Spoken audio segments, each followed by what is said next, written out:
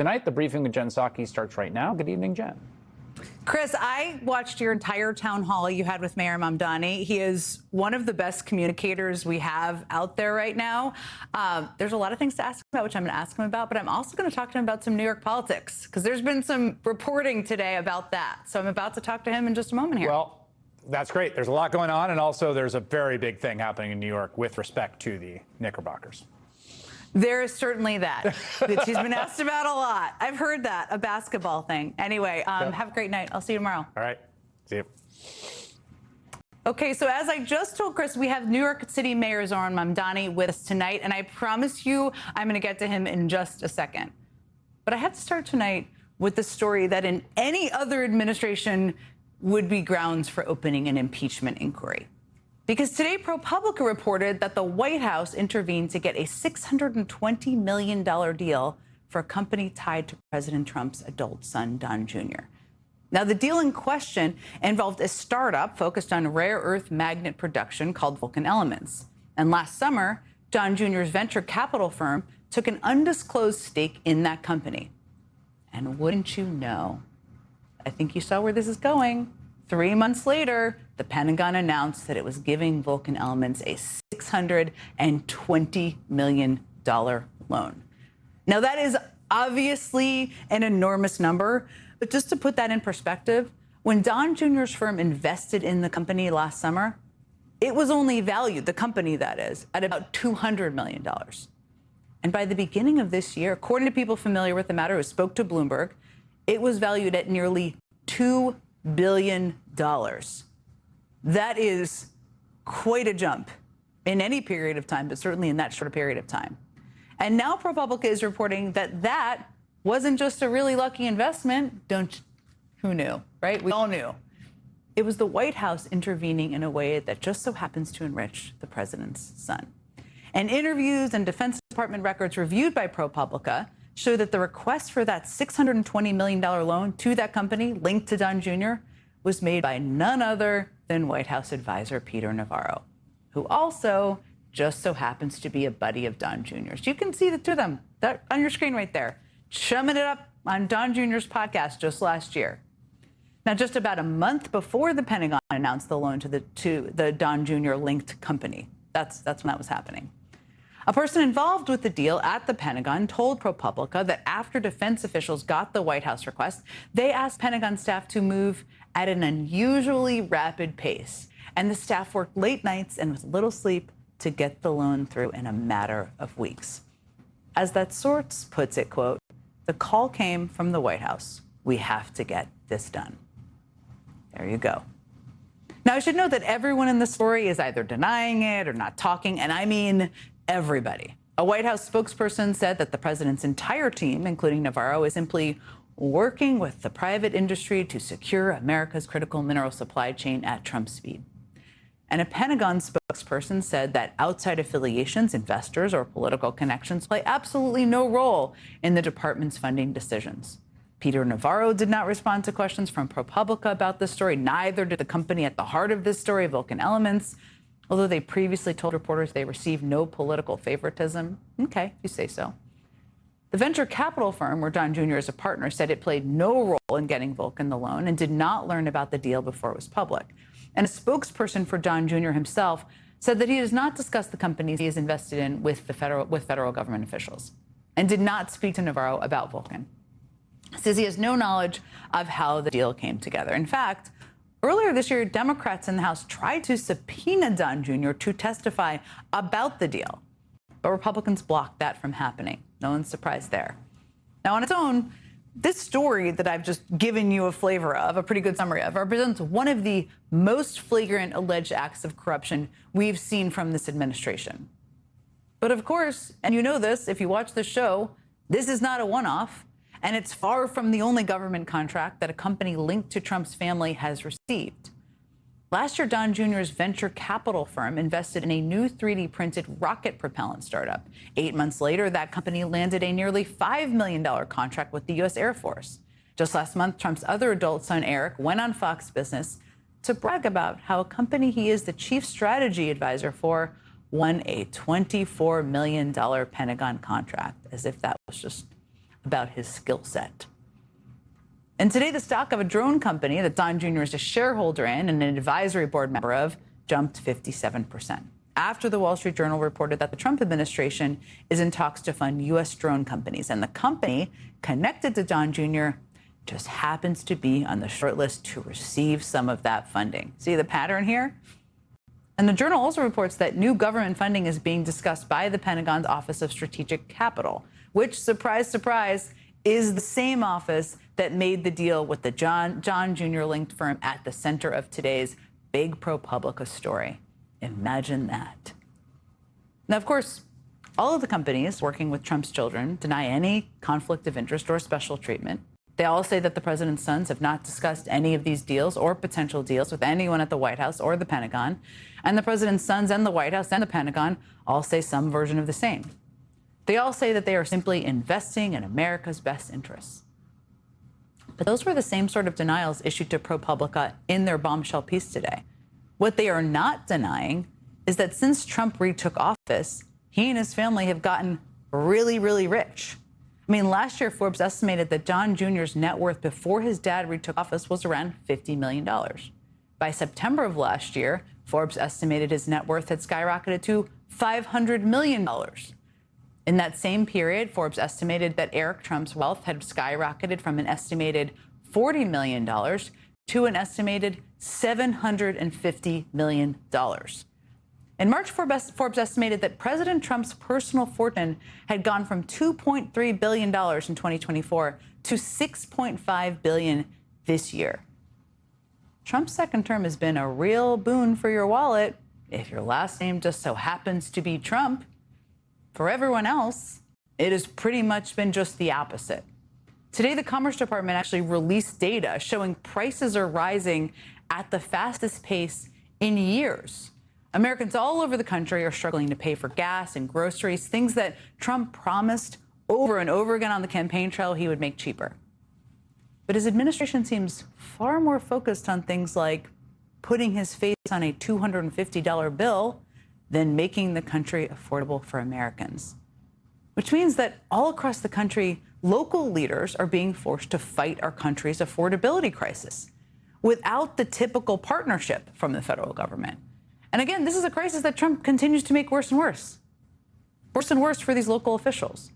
And one of the leaders trying to show America how to win that fight from the local level is New York City Mayor Zohran Mamdani.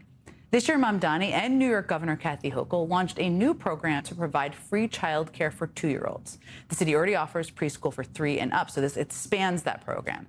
He then launched a free child care program for municipal workers with kids as young as 6 weeks old. And just this week, he unveiled a $28 billion proposal to build 200,000 units of affordable housing and preserve another 200,000 existing units over the next decade. And he's doing all of that while also balancing New York City's $12 billion budget deficit. All while the federal government seems at best useless, at worst corrupt, maybe a little bit of both or a lot of both, while Americans all across the country are struggling to afford the basics they need to live their lives. It's quite a contrast. New York City Mayor Zohran Mamdani is trying to lead by example, and he joins me now. Mayor Mamdani, it's great to see you. It's so lovely to see you, Jen. Thank you for having me. We hear this criticism all the time. I can't even imagine the number of times you have heard it. Things like ideas from progressive Democrats or democratic socialists like yourself, they all sound good on paper, pie in the sky, but they're too expensive to ever happen. They're unrealistic. I just laid out a number of the things that you have already managed to do this year, and you did it, again, while also balancing the city's budget, not cutting services. For people out there who may not be New Yorkers who are tuning into this, how'd you manage to do that? Well, I think we always asked ourselves the question of how can we actually deliver for what has become the most expensive city in the United States of America? How can we tackle the cost of living crisis? And for all of the conversation of whether or not we can afford it, what we've actually found is that we can't afford to continue to pursue a politics of inaction, a politics of complacency. And what we've done is deliver on a vision of universal child care, as you said, for the first time in New York City history, delivering free child care for 2-year-olds. And this is something that means so much to New York families because As you know, in our city, it's considered a good deal if you're spending $20,000 a kid per year for childcare. This is how we actually drive down the cost of living, and we're proud to be doing it here so that we show that our party can be more than just a negation of what we're seeing at the federal level. We can also actually have an affirmative vision of what we can deliver on the local level. You've clearly been focused on cutting waste and going through the budget, I assume dollar by dollar, a little more than that, Yes. to find savings so that you can do the things you want to do. Having just gone through all that, I just have to ask you about some of the spending we've been seeing out of Washington. I mean, in particular, Trump's decision to use $1.8 billion of taxpayer money as a slush fund for his aggrieved supporters. I mean, that's a lot of money. The people it's going to is its own separate outrageous problem. And the same people who are defending this fund are the ones who spent months claiming you were going to bankrupt New York with your policies. I know, because we've talked a number of times, you never stop smiling through all this, but that has to make you furious, right? I think it just shows that it's never been about the amount of money. It's about what it's being spent on. And there is a politics across this country that is completely at peace with the idea of spending billions of dollars to enrich those who already have more money than they know what to do with. And what they are offended by is the idea of spending that money to help those who've been left behind by our politics. The idea that we have money in Washington for these kinds of initiatives, when here in New York City, we are looking to protect our New York happening in the money, it just shows that it's all a question of priorities. It's not a question of what's possible. There's a lot that could be done with $1.8 billion. I'm sure you could plan some things in New York City. We've seen several proposals, some at the federal level and state level, to tax the money from Trump's slush fund at 100%. I mean, there's one from the governor of California. There's also a bill in the New York State Assembly to do that right now. Anyone who's watched you closely know you're not afraid to tax someone who you think deserves to be taxed. Do you support those kind of proposals? I think that's the kind of imagination we need to see, whether it's here in New York City or across the country, because what we've found time and again is it feels like the Republican Party has a monopoly on imagination, whereas Democrats are constructing an ever-lowering ceiling of what's possible. And it's time for us to actually show that we are willing to fight for the people who are being left behind by these kinds of policies. And as you said, $1.8 billion could make every bus free twice. That's the kind of money that we're talking about when it comes to New York City. And yet, that's the money that they're willing to spend on what are clearly just partisan political priorities. So if a New York City resident gets money from the slush fund, I mean, you might be open to a proposal, it sounds like, to tax them at 100% that's going through the assembly. I think it's time to explore every option to see what it can look like to actually fight back against these kind of federal policies, because we're looking at a city that is the most expensive in the United States of America, and it's a city where 1 in 4 people are living in poverty. And the same city which has generated immense wealth is one where so many New Yorkers dread the first of the month because they don't know how they're going to pay for both their rent bill and their utility bill. And for us to see all of this while we have a federal government that is willing to put $1.8 billion into a fund like this, leave alone spend tens of billions of dollars on a war in Iran that not only offends our moral sensibilities or our political sensibilities, but also our economic ones. Because just these kinds of decisions, it's not just a use of money that could be spent for the benefit of working people here. It's also a decision that exacerbates a cost of living crisis across the country and makes it even harder for those working people, no matter what city they call home. It's sending a moral message, too, about your priorities, which is so key. That's what a budget is.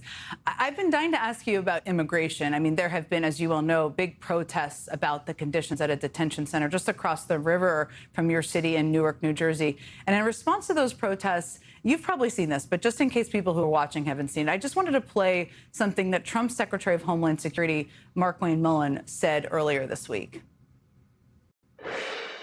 We're currently drawing up plans to say, listen, in these sanctuary cities where the local radical left Democrats aren't allowing us to do our job and enforce federal laws, then we shouldn't be processing international flights into their cities either. I mean, that is a very significant statement. I don't have to tell you. New York's JFK airport processes more international flights than anywhere else in the country. What is your response to that threat from Secretary Mullin? You know, our laws and our values are not bargaining chips. We will not be threatened to leave so many of the New Yorkers who call this city home prey to these kinds of cruel policies. We are proud of the fact that we are a sanctuary city. We're proud of that for a number of reasons. One, it is a policy designed to keep New Yorkers safe. Two, we know that here in our city, we are proud of the more than 3 million New Yorkers who are immigrants. I'm one of them. And we know that in a city like this, it is incumbent upon us to live up to the ideals of the Statue of Liberty, not just tell people to come and look at it when they visit from across the world. You speak to the president from time to time. You've spoken to him about his immigration policies in the past. You've even helped get a detainee in New York released. I'm curious, have you spoken to him since Mark McMullen made that announcement? No, I keep the cadence of our conversations private, but what I will say, Jen, is that when I've had those conversations with the president, I have made clear, as you've said, that I view ICE's actions to be cruel and inhumane. These are not actions that serve any interest of public safety. And I say that time and again because what I've seen as the mayor of New York City is an agency that is operating with impunity, whether across the 5 boroughs of New York or whether elsewhere across the country. And so often, New Yorkers have no idea as to what could put them at risk beyond just the simple fact of their existence in this city.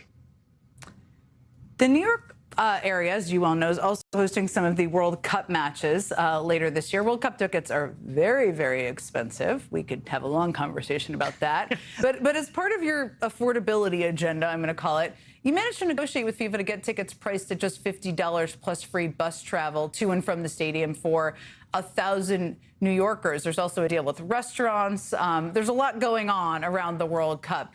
The conversation about affordability, I think this is very interesting for a range of reasons, but one is that the conversation about affordability tends to revolve around really important issues, basic necessities, child care, health care, a lot of things you've talked about, other Democrats have talked about.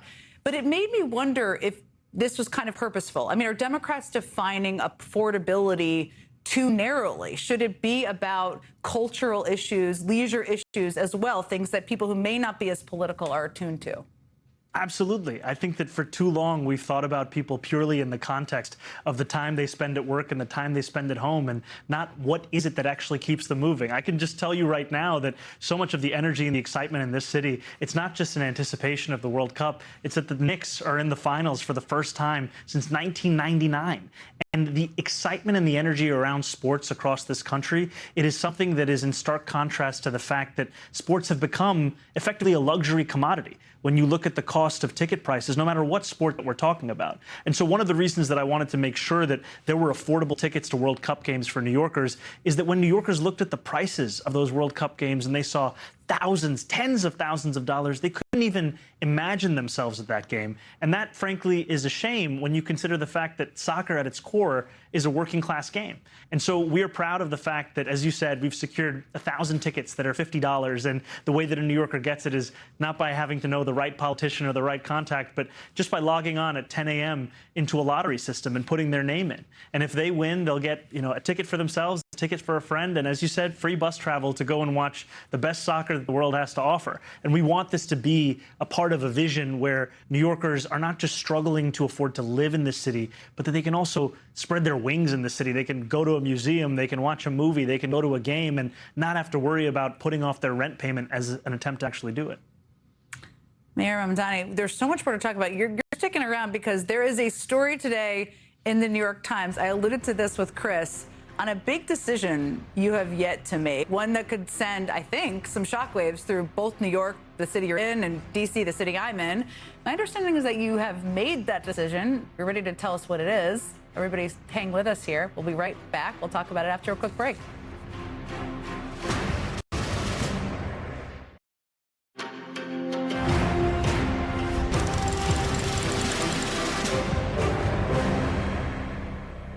Ever since Zohran Mamdani was elected, there has been a lot of debate about what that means for the future of the Democratic Party. And Mayor Mamdani has not been shy about wading into that debate. In New York's 10th congressional district, Mayor Mamdani endorsed his political ally, Brad Lander, in a primary challenge against incumbent Congressman Dan Goldman. A recent Emerson poll finds Brad Lander is now leading Dan Goldman in that race by a whopping 34 points. Now, in the race to replace retiring Congresswoman Nydia Velázquez, the mayor backed fellow Democratic Socialist and State Assembly member Claire Valdez over Brooklyn Borough President Antonio Reynoso, who has the backing of many New York Democrats, including the outgoing congresswoman whose seat it currently is. A recent Emerson poll found that race neck and neck, with the mayor's candidate leading by 2 points within the poll's margin of error. Now, today, the New York Times writes that the mayor has a choice to make in another contested primary. In New York's 13th district, 71-year-old incumbent Congressman Adriano Espaillat is facing a primary challenge from 32-year-old Democratic Socialist Darya-Lisa Avila Chevalier. Congressman Espaillat has represented the district since 2017, when he became the first formally undocumented person to win a seat in Congress. He backed Mayor Mamdani's rival, Andrew Cuomo, in the Democratic primary for mayor last year, but was among the first Cuomo supporters to endorse Mamdani after he won the primary. Now, the mayor is ready to make an endorsement in that race, an announcement in that race, pretty significant. New York City Mayor Zohran Mamdani is back with me, and joining him is Democratic House candidate for New York's 13th district, Darya-Lisa Avila Chevalier. Mr. Mayor, I think the hint here is who is sitting next to you, obviously. But tell us about your announcement and why you decided to endorse. You know, I am so excited to be sitting here with Darya-Lisa, and I'm so excited to be endorsing her in her run for Congress. She is the daughter of a single mom caseworker, and she grew up with a commitment to the very people that politics have left behind. And what I see in her is that commitment fulfilled. This is a New Yorker who has not only secured the release of our neighbors from undue ICE custody, also someone who has been on the front lines of that fight for affordability. And I can't wait for her to be introduced to so many across the city and across this country as we fight for that affordability agenda from New York City to D.C. Darya-Lisa, you're running for Congress. Your opponent, as you know, in this race is no stranger to contested primaries. For people who are, again, just catching up here, he primaried former Congressman Charlie Rangel twice before eventually winning his seat in Congress. That's part of our democratic process. But he's a member of the Congressional Progressive Caucus. He's led on issues like immigration, ones that you care about deeply as well. He was at the Delaney Hall ICE Detention Center conducting oversight this week. Tell us why you would be better to represent this district. Yeah, well, first of all, thank you so much for having me. I'm so excited to be here, and I'm so excited to be sitting next to the mayor. I am someone who has felt deeply abandoned by the establishment politics that far too often see my community as merely a statistic, that far too often only shows up to explain away the circumstances that the politics that they have voted for time and time again, which have impacted our community in ways that they do not feel the effects of. And as someone who has had to live with the question of whether I can even afford to stay in the city I love, as someone who has struggled with this issue of affordability, but yet seen time and time again my tax dollars, New Yorkers' tax dollars, be used to bomb children and families abroad instead of being invested in our communities here, I am tired of that type of politics, and I'm running because I believe my community deserves the dignity of a representative who is going to fight tooth and nail for the things that they deserve. You were an active part. I think people are getting to know you right now. So I'm introducing some parts of your biography here. You're an active part of the campus protests at Columbia University. Columbia, of course, became a national flashpoint in American politics after those protests and after their decision to cave to the Trump administration last year. Columbia is in the district, and if you win, you'll be representing them in Congress. How are you thinking about that responsibility? You know, I understand the enormity of the responsibility that my community has entrusted me with, and I do not take that for granted. I am deeply honored and grateful for this opportunity. And I, you know, like so many, I really feel that this is a fight to make sure that we are representing working class New Yorkers who have been left behind by a politics that only serves the interests of corporations, of corporate landlords, of special interest groups that are making life in New York deeply unaffordable for so many, while we watch atrocities being committed with our tax dollars. Our tax dollars should come back to our communities. Institutions like Columbia and corporate lobbies and real estate developers who are making life so unaffordable for our communities are a part of this establishment politics that have failed us. And so I'm running because I'm fighting for the working people of New York 13. But even more than that, I'm fighting because I believe that we deserve a politic in our entire country that is actually reflective of a politics of life and not a politics of death. Mayor Mamdani, now I just outlined some of this. You endorsed in a number of these races. There is I know you're well aware of this, quite a hotly contested primary in New York's 12th congressional district, where I believe you currently live. Yes, I do reside within it. You do. You would be a constituent of sorts. Are you planning to make an endorsement in that race before Election Day? You know, this is the endorsement that I'm so proud to make, and I can tell you that this completes my congressional slate that I'm so proud of. And, you know, last June, last November, those victories that so many New Yorkers rallied behind, we knew that they were not just victories for one elected office. They were victories of a movement that was seeking to turn the page on a politics of big money and small ideas, on a politics that would leave working people behind. And in Claire Valdez, Brad Lander, and now Daria Lisa, I see embodiments of that vision, and I'm so excited to not only endorse them and support them, but also that New Yorkers will have the opportunity to vote for them this June. So no more endorsements coming from you in these congressional primaries, not even in the very hotly contested one where you live, it sounds like. Is that right? I can tell you that as a voter, I will be voting in that primary. But no more public endorsements. In terms of my endorsements, this is my final congressional endorsements for New York City, and I'm so incredibly excited that it's Daria Lisa. And I just want to focus on her candidacy and what she brings to this race. Truly, to me, it is a person who will be on the front lines of showing that a Democratic Party, it is not enough for us to simply be against federal policies that we see today. We have to be fighting for a vision that reckons with the fact that working people were not left behind just 4 years ago or 16 years ago. They were left behind a long time before that. And it will take a new generation of leadership to ensure that the heartbeat of this party is once again the struggles of the working class. And in electing a champion like Daria Lisa to represent Uptown Manhattan and the Bronx, we could have exactly that in Congress. I'm so grateful that you both took the time to be here. Let me ask you quickly, with like about 30 seconds left here, what's advice you would give to Democrats out there who are trying to balance between telling the story of what they're going to do on issues like cost of living and laying the case about corruption and other issues that their opponents are full of? I'm thinking of people like James Tallarico. You know, I think that there are some Democrats who definitely don't need my advice. They're doing a good job. What I would say generally, though, is you do have to find the balance in showing that you're more than just not the other person.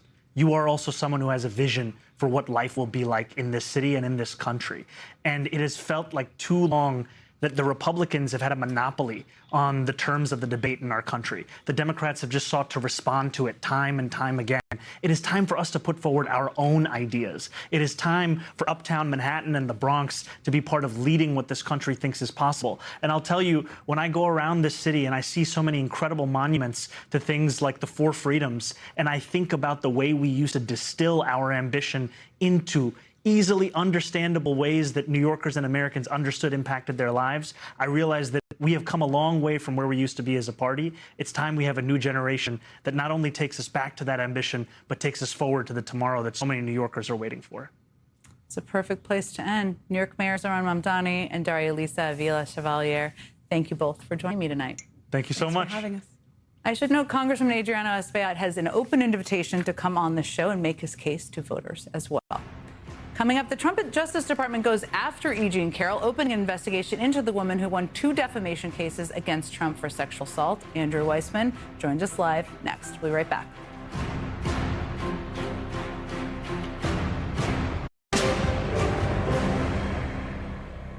It's no secret that Donald Trump's Justice Department has been laser focused on carrying out his retribution campaign.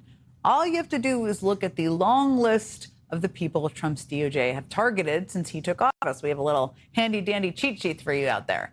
And it now appears that federal prosecutors are still working their way down Trump's enemy list. Yesterday, the New York Times and CNN reported that Trump's Justice Department has opened a criminal investigation into E. Jean Carroll, the former columnist and author who famously prevailed in not 1, but 2 civil defamation lawsuits against Trump and was awarded $88 million in damages. Now, you might also remember that a jury in one of those suits found Trump liable for sexually abusing Carroll. So what is this all about? Well, as MSNOW reports, prosecutors inside Trump's Justice Department are looking into whether Carroll lied about how her legal fees were paid. That's the legal situation here. During a 2022 deposition, Carroll said she received no outside funding for her civil lawsuit against Trump for sexual abuse. Then Carroll's legal team later disclosed that billionaire Democratic donor Reid Hoffman had paid some of her legal fees. Now, beyond the obvious fact that this is a desperate attempt by Trump and his lackeys to smear the reputation of a person he was found liable for sexually abusing, beyond that very important detail, which again it reminds people of, the legal argument is completely flimsy. I mean, this very issue was already raised by Trump in an appeal that was rejected by a panel of judges. Back in 2024, the Second Circuit Appeals Court found Carroll credible when she said she forgot about the funding and that she was simply was not involved in the matter of who was or was not funding her litigation costs. That's what she said. But Trump's DOJ is rehashing it anyway, just desperately grasping at straws here. It's quite notable that this is happening right as a documentary chronicling E. Jean Carroll's life and choice to stand up to Trump hits theaters. Funny how that works, isn't it? Joining me now is former FBI General Counsel and MSNOW legal analyst Andrew Weissman, who is also the author of a new book titled Liar's Kingdom: How to Stop Trump's Deceit and Save America, which is now a #1 New York Times bestseller, which is hard to do. So first of all, congratulations. That is absolutely incredible. And this is a book everybody who needs some therapy and needs to know what to do is a must read for. Let me ask you, Andrew, the New York Times, about the story I just mentioned, because the New York Times reported that it was U.S. Attorney Anthony Boutros, who Trump appointed to lead the Northern District of Illinois, who opened the investigation. So there was that. And then tonight, Boutros is denying that his office has opened a criminal investigation into E. Jean Carroll, saying that, quote, any claim to the contrary is categorically false. This seems very odd, but what do you make of all of that? Well, first, I completely agree with you in terms of if there is this investigation, this is a textbook example of vindictive prosecution. It's hard to think of one that would be stronger. Please remember that Abrego Garcia, the man who was extracted from this country against the law, as found by the Supreme Court of the United States, 9-0, he recently had his criminal case dismissed for vindictive prosecution. So if this were to see the light of day, if there was a criminal case that ultimately was brought against E. Jean Carroll, it's very hard to see how it wouldn't be dismissed. With respect to this discrepancy, with respect to the Chicago U.S. attorney saying, essentially, I have not opened a case. That is an oddity, but the one thing I could think of, if there is an open case, is that it really shouldn't be in Chicago. Under the Constitution, the case would have to be investigated where the crime occurred, where the alleged crime occurred. And so here, that, by all accounts, seems to be New York. That's assuming there's some sort of crime, but I think it may be a situation where essentially the Chicago U.S. attorney is saying, don't look at me, it may be somebody else you should be looking at to see whether they have an open case. We really don't know too much about this. As you said, it's pretty flimsy. It reminds people again that Trump was found liable here for sexually abusing her. Is it possible at all that the DOJ is investigating, say, Reid Hoffman and looking into Carroll as part of that investigation? What would that entail? Is that even possible? They've been targeting all sorts of people. Is it possible with this administration? If you had told me someone's bringing a criminal case because they wrote down 8647 and that we're supposed to necessarily conclude that that is a threat to kill the president of the United States, I would have just laughed and said that that's not possible in any normal administration, Democratic or Republican.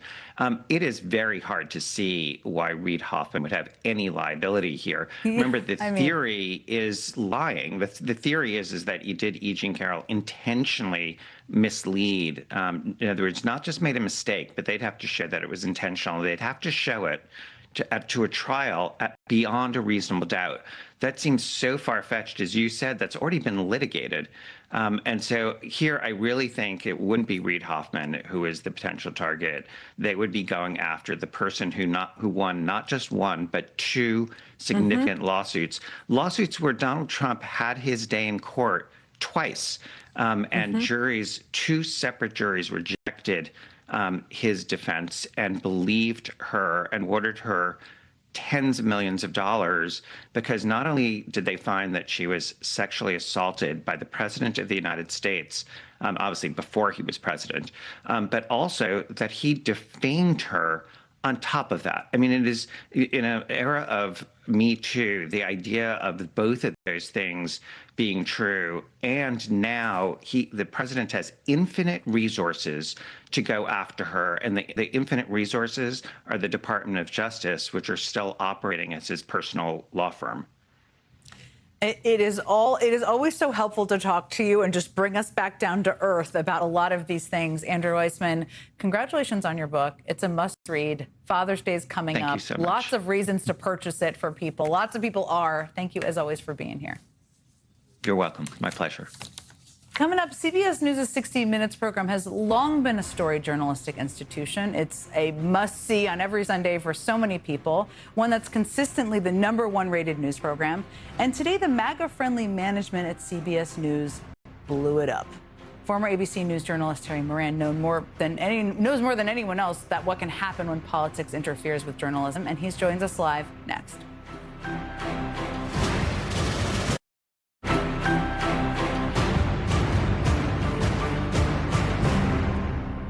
Yesterday, student journalist and high school senior Santiago Campos bravely took a moment to speak truth to power at this year's News and Emmy Awards. This was last night, calling out recent changes at CBS News as he accepted an award named after legendary CBS News journalist Mike Wallace, and one that was, I would note, funded by the network. This took some guts, but take a listen.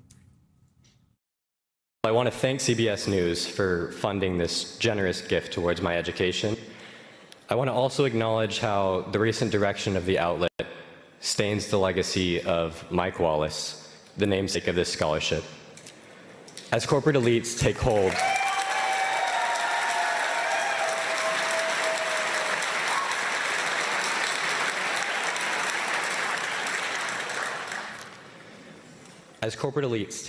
over the very pipes through which our information flows, journalism that serves the people becomes increasingly harder to come by, yet ever more crucial. CBS News was once, well, I noticed the clapping in that room. I'm just going to note there. And that is a room of serious journalists doing all sorts of work. But CBS News was once, of course, one of the most respected news organizations in the world. But it's faced enormous turmoil in the past year since its parent company was acquired by Trump ally David Ellison, the son of billionaire Trump donor Larry Ellison. David Ellison has empowered Barry Weiss, the opinion commentator he chose last year to lead CBS News, to oversee an overhaul of the news network. That overhaul has included gutting talent and journalist experience across the network, including at what is largely considered the crown jewel for not only CBS News, but for broadcast journalism, 60 Minutes. And today, we learned that less than 2 weeks after 60 Minutes wraps its 58th season, Weiss has ousted some of these storied program's longtime journalists, including correspondent Sharon Alfonsi and the program's executive producer, Tanya Simon. Joining me now is journalist and former senior national correspondent for ABC News, Terry Moran. He also today launched his new independent outlet, realpatriotism.com. Terry, it's great to see you. Good to see you. Let me start. I mean, one of the people that Weiss fired today was longtime correspondent Sharon Alfonsi. I mean, it's been reported that it was coming. And just to remind people, and I think people have been following this, she criticized Weiss after she infamously shelved her segment on migrants detained in the El Salvador mega prison CCOT. Big, important story. Weiss stepped in last year to delay the segment, claiming it needed an on-camera interview with a Trump official, even though the administration had already declined to participate. Just to remind people of this story. You've been a journalist for a long time. Have you seen anything like that happen? Did you see this coming? Well, you could feel it coming, right? Barry Weiss, when she was appointed, I sat down with you and I said, give her a shot. Who knows, right? You know, she's named and she's a talented person. And I think now we can say she's a disaster. She's a disaster because of her bias and because she's taking orders clearly. This stuff doesn't happen without talking to the boss. And the boss is David Ellison, a crony, essentially, of Trump, who has business interests that Trump can serve. And so what we're seeing at CBS with Sharon Alfonsi and other things is the effect of having somebody, who is trying to fix what isn't broken. 60 Minutes is not broken. Its ratings are up 9%. It still makes news with fantastic journalism every Sunday. And they want to fix it because they want it to be more friendly to MAGA. That is a fool's errand. MAGA does not want fairness. It does not want objectivity or neutrality. It does not want solid reporting. It wants what it wants. It wants what Trump wants. And I just think it's a tragedy what is happening there. Some of the most stirring things we've heard are people who leave, people who are fired. And Cecilia Vega, who was formerly a colleague of yours at ABC, was also fired from 60 Minutes today. I spent a year and a half being grilled from her in the White House, so I can tell you what a tough reporter it is. But she had a pretty powerful statement. I just want to read some of it. She said, "In recent months, my producing teams and I have experienced efforts to insert political bias into our stories. Reporting teams have held back on submitting story pitches about important news topics out of fear of the internal repercussions. Let's call this what it is, censorship, both imposed and self-driven. It is dangerous for the show and dangerous for democracy." Cecilia Vega is not an alarmist. She's somebody who's a long-term journalist. What do you make of that statement, especially coming from her? She's one of the best reporters I've ever worked with, and a person who is fearless and rock-solid integrity. Behind the scenes at ABC News, she spoke up for stories that she believed were important. She was one of the leading Latina journalists in America. She spoke that way. She improved the editorial discussion. And apparently at CBS, that's not wanted, right? And what I know about Cecilia is that she is fearless. She will stand up for what she believes in. And that probably really bothers somebody like Bari Weiss, who is trying to turn this crown jewel of American journalism into something that she can present to the president and to her boss, the friend of the president. Do you think they're intentionally trying to kill 60 Minutes? Or it's just happening because of incompetence or something else? Part of it is incompetence. The new guy that they've hired, Nick Bilton, is talking about, we got to go after, these new spaces, independent spaces like where I am and stuff like that. That's great. If it ain't broke, don't fix it. That's the first rule of management. 60 Minutes is a hugely successful program. It has impact in the culture that almost nothing else in network television does anymore. And they're destroying it, right? Sharon Alfonsi gone, Cecilia Vega gone. Anderson Cooper just said, I'm out, right? And what they are doing to that is a shame on them. And somebody like Cecilia and Sharon and Anderson Cooper, they can be proud of not being part of that anymore. Terry, I want you to come back and talk all about what you're launching. You're launching it next week. I'm so excited to see what you're doing. What time can people see you? 2 p.m. in the afternoon live, but we're going to put it out on YouTube and everything else. It's a call-in show, 3 stories, the big stories of the day. Anyone can call in. Find Terry Moran. He knows lots of things. Thank you so much for being here. Thanks, Jen. Okay, coming up, Lawrence O'Donnell has Congressman Jamie Raskin, Senator Cory Booker standing by. You won't want to miss those interviews. We'll be right back.